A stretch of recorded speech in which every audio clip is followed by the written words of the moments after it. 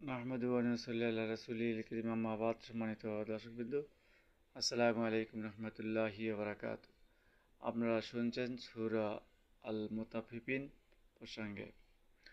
আল্লাহ পাক এখানে যারা মিথ্যা কথা বলে তাদের প্রসঙ্গে স্পষ্টভাবে উল্লেখ করেছেন, তাদের সম্বন্ধে আলোকপাত করেছেন। ওয়াইলু ইয়াউমাইযিল লিল মুকাদ্দিবিন আল্লাযীনা ইয়াকাযযিবুনা বিয়াউমিদ্দিন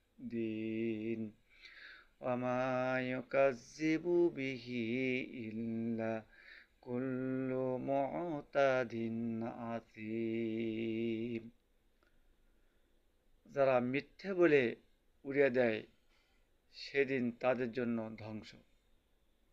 যারা প্রতিদান দেবার দিনটিকে মিথ্যে বলে উড়িয়ে দেয় আর সীমালঙ্ঘন পাপী ছাড়া আর কেউ সেদিনটাকে মিথ্যে বলে উড়িয়ে দেয় না। সুতরাং যারা সীমালঙ্ঘনকারী, পাপিষ্ঠ, মিথ্যাবাদী, বদামলকারী, এরা ছাড়া কিয়ামতের দিনকে কেউ অস্বীকার করে না। এরাই হচ্ছে দুনিয়াতে গারেমি করে যে কি হবি হবি, এই ধরনের মনোভাব।